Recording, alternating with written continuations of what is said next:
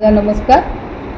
सर्वप्रथम मी आपणा सर्वांचा माफी मागते, थोडा आपल्या ह्या सभेला विलंब झालेला आहे। मी डॉक्टर वंदना इंगळे, सेवानिवृत्त प्राध्यापक धनवटे नॅशनल कॉलेज नागपूर। आजची ही प्रेस कॉन्फरन्स ह्यासाठी घेण्यात आलेली आहे की मी 30 जून 2025 रोजी सहयोगी प्राध्यापिका या पदावरून सेवानिवृत्त झाली आणि आमच्या महाविद्यालयाचे प्राचार्य डॉक्टर प्रशांत कोठे सर हे बुलढाण्यावरून ऑगस्ट 24 मध्ये ह्या ठिकाणी रुजू झाले। त्यांच्या तिथे स्कॉलरशिपचा घोटाळा असल्यामुळे त्यांना इकडे बदली करण्यात आली आणि ते पूर्वग्रह दूषित भावनेनेच ह्या ठिकाणी रुजू झालेले आहेत आणि ज्या दिवशीपासून ह्या ठिकाणी रुजू झाले तेव्हापासून ते जेवढे आपले मागासवर्गीय कर्मचारी महाविद्यालयात आहेत तर त्यांच्यासोबत भेदभाव करत असतात। माझ्यासोबत फार झालेलं आहे, कारण मी ह्यापूर्वी शिवाजी सायन्स कॉलेजला असताना माझी एका पीडित महिलेला न्याय देण्यासाठी मी पुढाकार घेतला होता। तर आमच्या 3 महिलांची त्यांनी बदली केली होती आणि त्यातली एक महिला अजूनही 2015 पासून अंथरुणावरच आहे, अनफिट आहे आणि त्यांनी आता नोकरी पण अनफिट असल्यामुळे नोकरी सोडावी लागली। तर अशा वेळेस आम्ही यांचे जो काही बेकायदेशीर कामं होतं, बेकायदेशीर आमच्या बदल्या होतात आणि पूर्ण आमचे 250 कॉलेजेस आहेत श्री शिवाजी शिक्षण संस्थेचे, त्याच्यात जेवढेही मागासवर्गीय आहेत त्यांच्यावर अन्याय होत असतो आणि बदल्यांच्या याच्यानी मग ते त्रास देतात आपल्याला। तर अशाच बदलीच्या याच्यात माझं पण मी हायकोर्टात होती आणि तिथे मी 591 दिवस आमची केस प्रलंबित राहिली। तर ह्या पिरियडमध्ये मग आम्ही यांचा जो भ्रष्टाचार होता आणि जे बेकायदेशीर कामे होते ते आम्ही जसं काढले, तर तेव्हापासून संस्था ही आमच्या नावाने आम्हाला त्रासच देत आहे आणि त्याच भावनेने हे जे प्रिन्सिपल आहेत कोटे सर ते ह्या महाविद्यालयात रुजू झाले आणि माझा आणि त्यांचा असा कधीच परिचय ह्यापूर्वी नव्हता, आताही नव्हता, शत्रुत्व नाही, परंतु त्यांनी आल्यापासून भेदभाव व दृष्टीनेच मला त्रास दिलेला आहे। माझ्या विभागात जे HOD आहेत डॉक्टर देवेंद्र वानखेडे हे आधीपासूनच माझ्यासोबत, म्हणजे तायवाडे सर जेव्हापासून प्रिन्सिपल होते तेव्हापासून ते मला त्रास द्यायचे आणि याला एक कारणही आहे की माझे भाऊ नागपूर विद्यापीठात आता रजिस्ट्रार म्हणून निवृत्त झालेले आहेत, पण त्यांचे आणि तायवाडे सरांचे जे राजकीय जो संबंध होता आणि त्या पॉलिटिक्सच्या याच्यात मला अक्षरशः यांनी माझं सँडविच केलेलं आहे आणि मी किती सहन करायचं मग, तर म्हणून मग मी पण आवाज उठवल्यामुळे ते मला त्रास द्यायला लागले। आता मी 30 जून 2025 रोजी मी निवृत्त झाली असली तरी त्यांनी अजूनही माझं सेवानिवृत्ती प्रकरण, म्हणजे जे पेन्शनचं प्रकरण असते ते पाठवलं नव्हतं।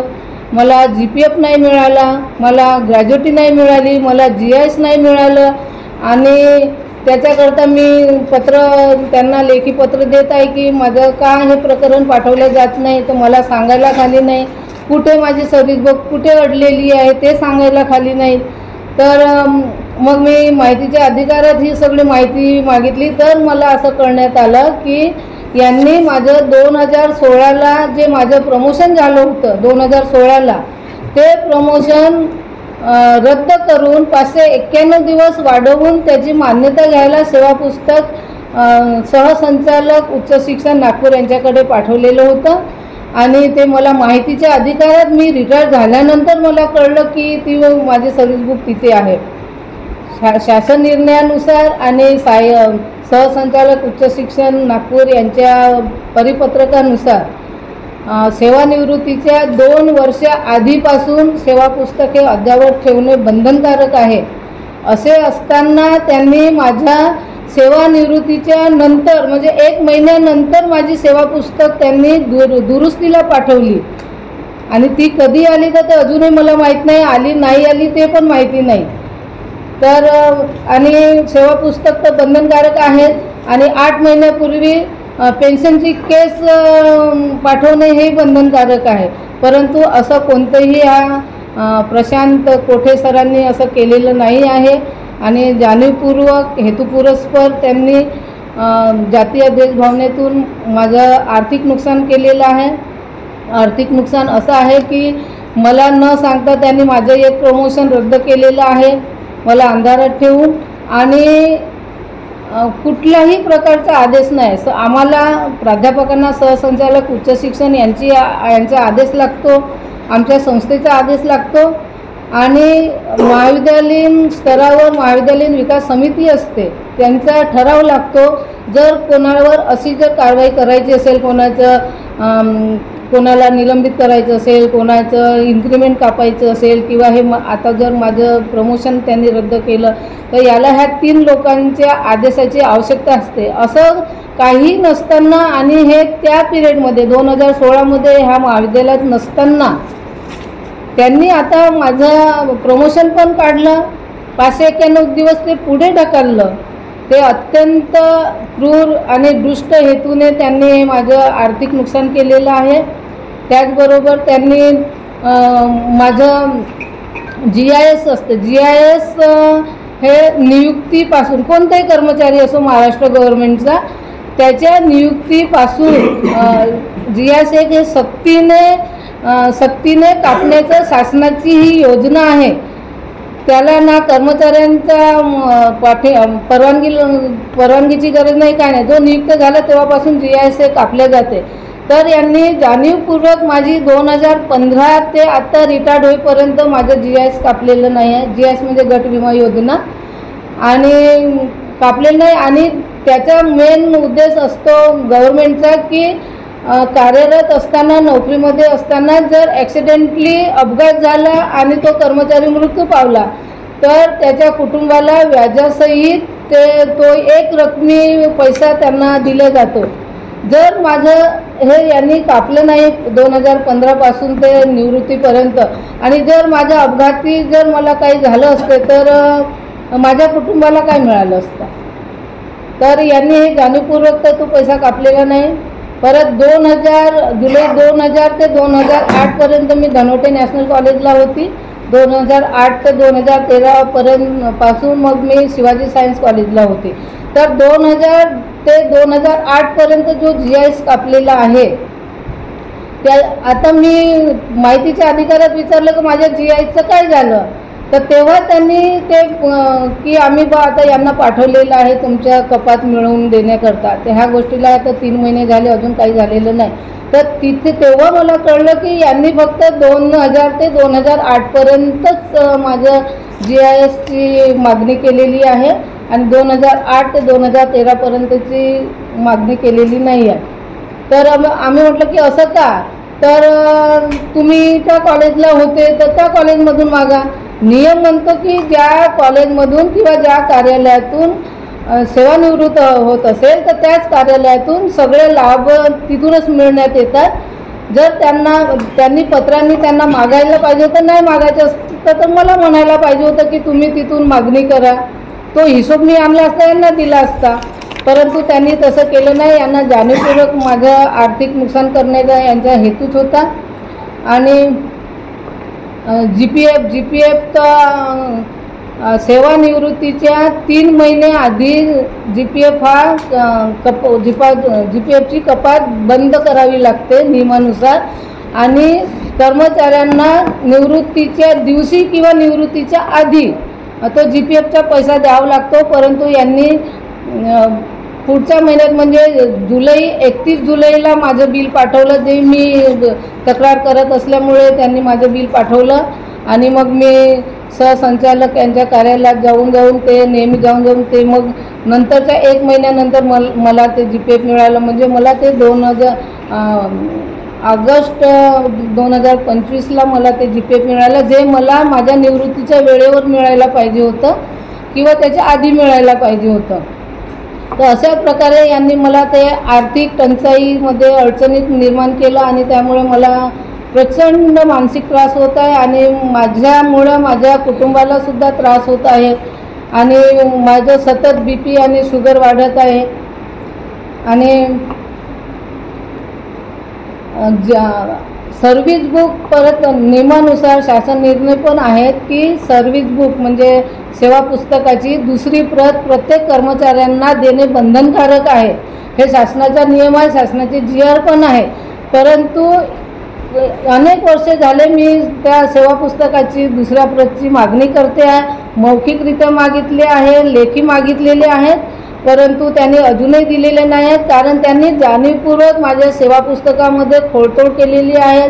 माझ्या रजेचा हिशोब बरोबर नाही आहे, माझ्या इन्क्रिमेंटचा हिशोब तिथे बरोबर नाही आहे. त्यामुळे ते मला सेवा पुस्तकाची दुसरी प्रत दिलेली नाही आहे. जर मी पाहिलं असतं तर आणखीन त्यांना वाटलं की काही प्रॉब्लेम येऊ शकतो, म्हणून ते मला अजूनही त्यांनी मला सेवानिवृत्त झाली तरी मला माझं सेवा पुस्तक मला दिलेलं नाही आहे.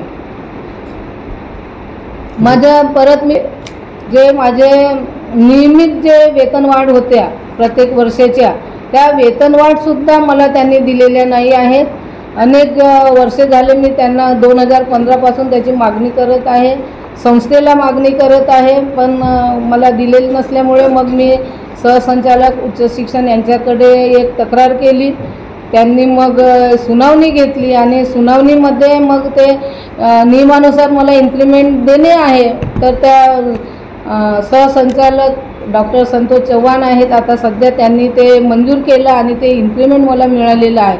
म्हणजे मला नियमानुसार इन्क्रिमेंट मिळत असतानासुद्धा यांनी मला 2015 पासून मला इन्क्रिमेंट दिलेलं नाही आहे माझ्या रिटायरमेंटपर्यंत.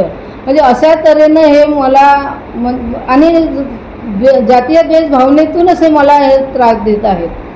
बरं ताई, तुम्ही ते सगळं तुमच्या अन्यायाच्या विरुद्ध तुम्ही पोलिसात तक्रार दिलेली आहे. हो, पोलिसांचे हो. तर मला असा त्रास होत असल्यामुळे आणि ना संस्थेला आपण इतक्यादा कंप्लेंट केल्या तर संस्थासुद्धा त्यांना संरक्षण देत आहे, जॉईंट डायरेक्टरसुद्धा यांना संरक्षण देत आहे. त्यामुळे मग मी काय करायचं, मला सेवानिवृत्तीचा लाभ मिळाला नसल्यामुळे शेवटी मी धंतोली पोलीस स्टेशन इथे प्रशांत कोठे प्राचार्य यांच्या विरोधात ॲट्रॉसिटीची तक्रार दाखल केली. परंतु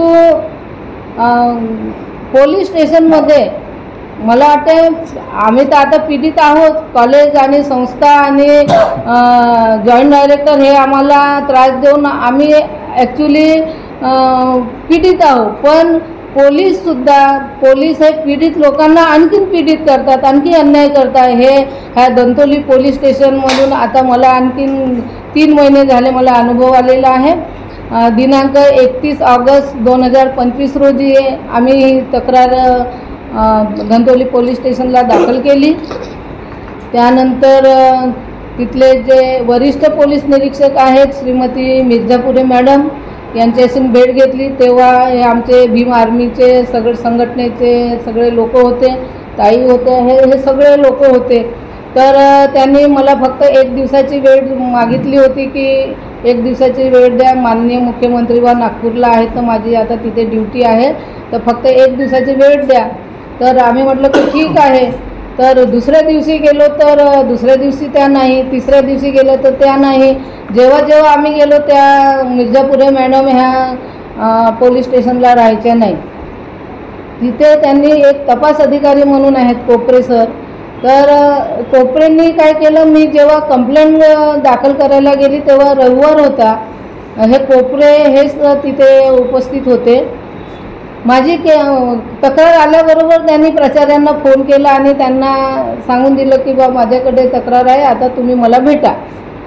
तर ते संडे होता. मग मंडेला ते आले आणि सरळ त्या कोपरेंना आमचे प्रिन्सिपल भेटले आणि त्यांच्याशी भेटले. आणि मग मी यांना फोनवर म्हटलं की सर ते माझ्या केसबद्दल काय झालं. तर यांना मॅडमनी मिर्झापुरे मॅडमनी त्यांना ती केस दिली पण नव्हती. त्यांच्या नावे देतात ना ते की हे तुम्ही तपास अधिकारी म्हणून, त्यांच्या नावे दिली नसताना त्यांनी स्वतः पुढाकार घेऊन ह्या प्रकरणात त्यांना बोलवून वगैरे त्यांना विचारलं प्रिन्सिपलला वगैरे. आणि म्हणजे ते बघतच असतात पोलीसवाले काय की असा कोणी येतात का बा बकरा आणि आम्ही कापतो का, तर त्या याच्याप्रमाणे झालं. आणि मग मी फोनवर विचारलं तर त्या सरळ म्हणतात माझी काही केस पाहिली नाही, माझे पेपर पाहिले नाही, पुरावे पाहिले नाही. आणि सरळ त्यांनी मला म्हटलं की मॅडम तुमची काही केस बसत नाही, मी एक कागद देईल आणि तो कागद घेऊन म्हणे तुम्ही कोर्टात जायचं म्हणे, आता तुमची काही केस बसत नाही. मग हे दादा पण हे पण बोलले त्यांच्यासोबत, यांना पण त्यांनी तसंच म्हटलं. मग आम्ही ACP साहेब आहेत सीताबर्डी विभागाचे श्री शेंडे सर, तर यांच्याशी आम्ही भेटलो. नाही भेटण्यापूर्वी मिर्झापुरे मॅडमनी त्यांनाच बोलावलं. आम्ही मिर्झापुरे मॅडमला म्हटलं की मॅडम तुम्हाला आता तक्रार नोंदवावं लागेल, काय आहे ते गुन्हा नोंदवावाच लागेल. आणि एक भारत सरकारचं एक गॅजेट आहे, त्याच्यात असं आहे की ही ॲट्रॉसिटीची केस नोंदवताना प्राथमिक तपासाची गरज नाही असं ते पत्र आहे. आम्ही ते पत्र त्यांना दाखवलं आणि म्हटलं याच्यावर तुम्ही गुन्हा दाखल करा आणि मग नंतर वाटल्यास तुम्ही तपास करा. तर त्यांनी लगेच त्या शेंडे सरांना ACP साहेबांना फोन लावला आणि त्यांना बोलवून घेतलं पोलीस स्टेशनला. आणि मग त्यांनी हे बघितलं तर त्यांनी म्हटलं की ह्या तुमच्या प्रकरणामध्ये फार मोठं षडयंत्र आहे म्हणे, संस्था आहे, JD आहे, तुमचे आतले ते सगळे कर्मचारी पण असू शकतात. तर म्हणे तुम्ही कोपरे आणि तुम्ही बसून म्हणे एक प्रश्नावली तयार करा आणि वर्ष आधीपासून तुम्हाला जो काही जातीवादी याच्यावरून जो काही त्रास झालेला आहे त्या त्रासाचे ते प्रश्न तयार करा आणि आपण त्यांना प्रश्नावली पाठवू म्हणे आणि त्याच्यानंतर आपण गुन्हा दाखल करू. याला त्यांनी फक्त 3 दिवस दिले होते.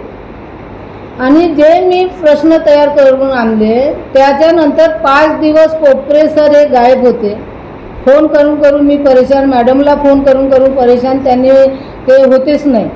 आणि मग त्यांना असं वाटलं की किती टाळायचं. तर एक दिवशी 13 तारखेला 13/9/2025ला मॅडमचे जे रायटर आहेत त्यांनी फोनवरून सांगितलं की मॅडम जे काही प्रश्न सांगतील ते लिहून घे, नंतर आपण बघू म्हणे नंतर.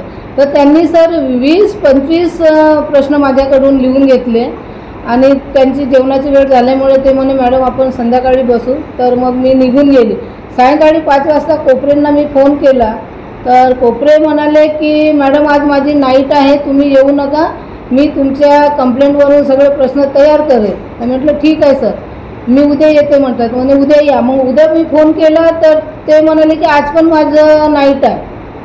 असं करता करता त्यांनी आणखीन 3-4 दिवस टळवले. शेवटी मग मी म्हटलं सर हे बरोबर नाही तुमचं, मग मी कमिशनर साहेबांकडे मी जाईल. तर त्यांनी मला दिनांक 15/9ला मला बोलावलं त्यांनी. आणि जे मी प्रश्न तयार करून घेतले त्यातला एकही प्रश्न घेतला नाही त्यांनी. आणि ज्या प्रश्नांनी गुन्हा लागत नाही, ज्या प्रश्नांनी कोठेंचं संरक्षण होऊ शकते असे प्रश्न त्यांनी स्वतः तयार केले. आणि मी जे काही 2-3 प्रश्न सांगितले ते लिहिले. आणि मी म्हटलं मग हे बाकीचे हे प्रश्न आपण तयार करून आणले त्याचं काय करायचं. तर ते म्हणाले की आपण दुसऱ्या टप्प्यामध्ये बोलू. म्हटलं किती टप्पे लावणार आहेत तुम्ही, आधीच 1 महिना जास्त झालेला आहे ना, तुम्ही किती टप्प्यामध्ये माहिती विचारणार आहात. एका वेळेस तुम्ही माहिती तयार करा, प्रश्न तयार करा. आणि प्रश्न तयार करण्याची गरज नव्हती कारण त्या प्राचार्यांचं माझ्या तक्रारीवर बयान झालेलं होतं. त्यांनी काय ते पुरावे दिले होते, बाकीचं माझ्याकडे होतं. त्याच्यावरून ते आपल्याला ते केसचा तपास करून ते गुन्हा दाखल करू शकत होते. परंतु त्यांना वेळ काढायचा होता, विलंब करायचा होता आणि त्यांना गुन्हा नोंदवायचाच नव्हता. तर त्याच्यामुळे त्यांनी ते प्रश्नावलीचं त्यांनी ते सोंग घेतलं, मी सोंगच म्हणेल त्याला. आणि 3 दिवसाची वेळ, ते 15 दिवस लागले त्यांना. अजूनही मला वाटत नाही की आताही त्या प्राचार्यांकडून त्या प्रश्नावलीचे उत्तर आलेले असतील. आणि मग आम्ही शेवटी ACP साहेबांकडे परत गेलो, तक्रार केली. सर तुम्ही म्हणाले का 3 दिवसात हे सगळं होईल, आता 15 दिवस झाले. तर ते सुद्धा मग ते कोपऱ्यांचीच भाषा बोलू लागले. तर मी म्हटलं की इथे तर गडबडच आहे बा पूर्ण आता. तर तरी त्यांनी म्हणाले की 3 दिवसांनी तुम्ही या, मी कोपरेला बोलवतो, मिर्झापुरे मॅडमला बोलवतो आणि हे तुमचं सगळे प्रश्न आपण क्रॉस करू. त्यानंतर रात्री 8 वाजेल तरी आपण बसू म्हणाले मागच्या सोमवारला. मागच्या सोमवारला 8 वाजले तरी बसू म्हणाले, परंतु ते आले नाही. आम्ही 9-9:30 पर्यंत होतो आम्ही, ते आले नाही. कारण तिथून आम्ही त्यांच्या कर्मचाऱ्यांना आम्ही विचारायचं की सरांना फोन करा, आम्ही बसलेलो आहोत, कधी येणार. तर त्यांना कळलं होतं की आम्ही तिथे आहोत, त्यामुळे ते त्या दिवशी आलेच नाही. दुसऱ्या दिवशी फोन करते, तिसऱ्या दिवशी करते, आजपर्यंत मी त्यांना लगातार फोन करत आहे, पण ते माझा फोन पण घेत नाही, यांचेही फोन घेत नाही. तर एवढं हा गुन्हा म्हणजे गुन्हा हा ॲट्रॉसिटीचा गुन्हा असताना पोलीसवाले जर असा हा प्रकार करत असतील आणि त्या दोषींना संरक्षण देत असतील, तर आमच्यासारखे महिला मंडळ किंवा आपले मागासवर्गीय पीडित कुणाकडे जायचं, कुणाकडे आम्ही दाद मागायची. अनेकदा आम्ही माननीय पोलीस आयुक्ताकडे आम्ही गेलेलो आहोत, तर तिथे आम्हाला भेटू दिलेले नाही आहे की साहेब बंदोबस्ताच्या मीटिंगमध्ये आहे, ते आहेत, अनेक कारणं सांगत गेले. आता 3 दिवस झाले आम्ही सतत पोलीस आयुक्तांच्या कार्यालयात जात आहोत, तर त्यांचे कुठले गेम सुरू आहेत वाटते पोलिसांचे, तर साहेब तिकडेच असतात. भेटण्याची वेळ त्यांनी 3 ते 5च ठेवली आहे ना, त्या 3 ते 5च्याच वेळेत ते बाहेर असतात.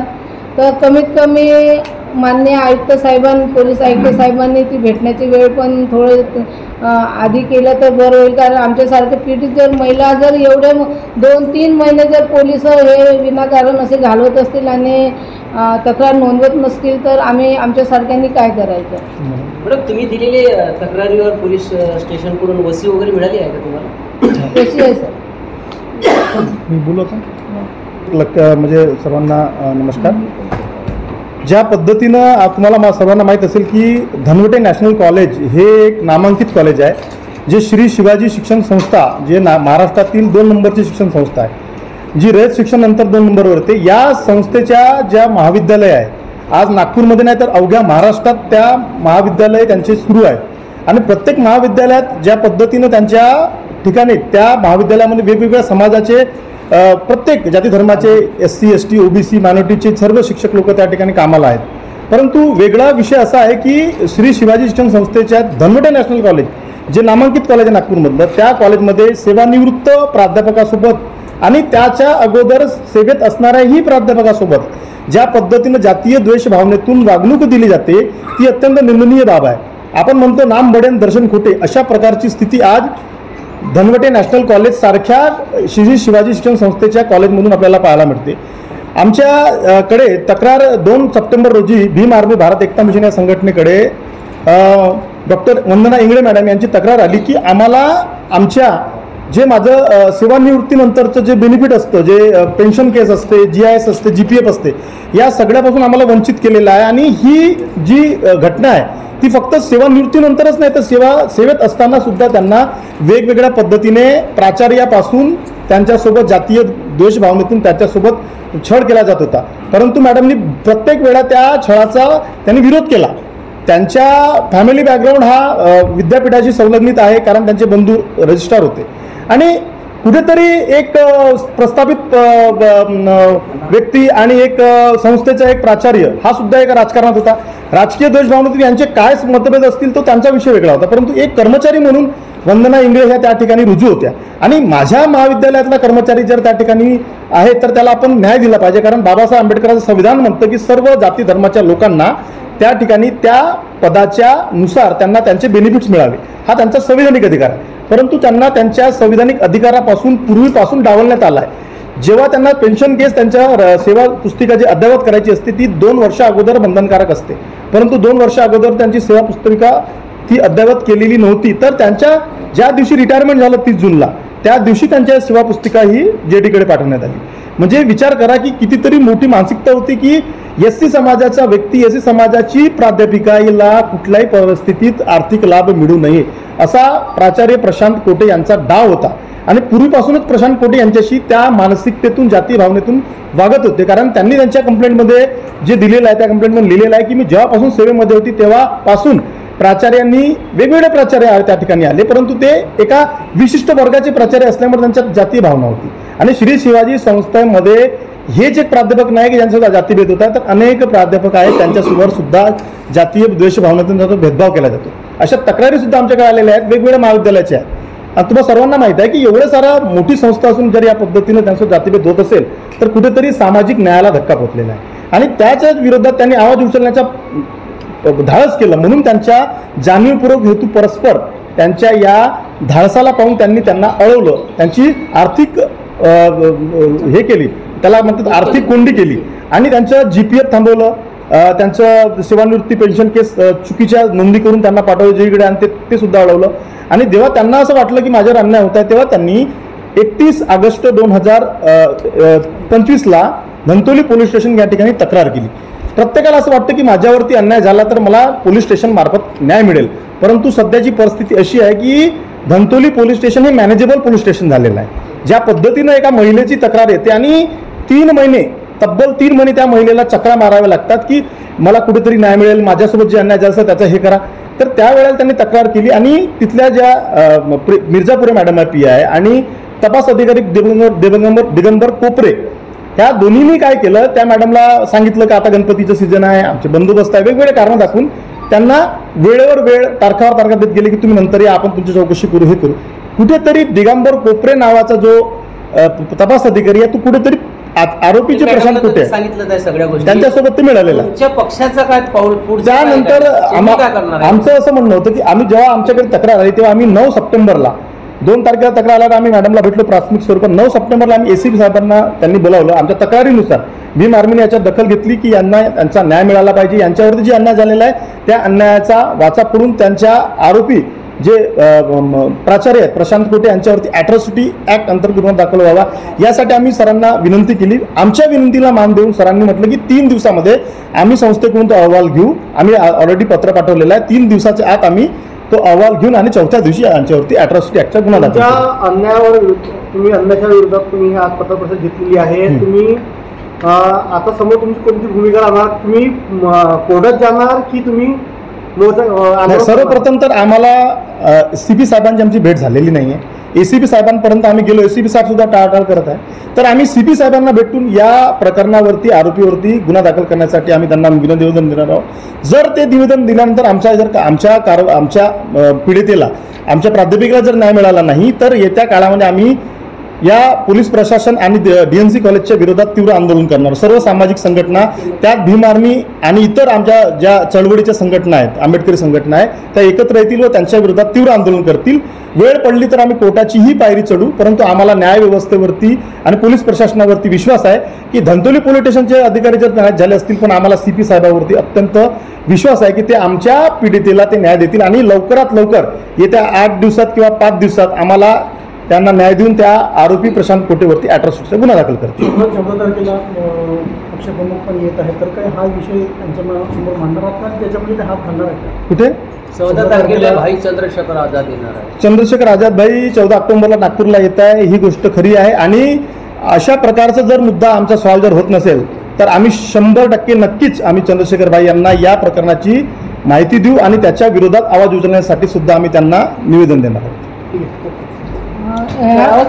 अंसार सर म्हणून त्यांनी ॲडमिशन प्रक्रिया सुरू असताना काही कारण नाही, माझ्यासोबत एक शब्द बोलणं नाही.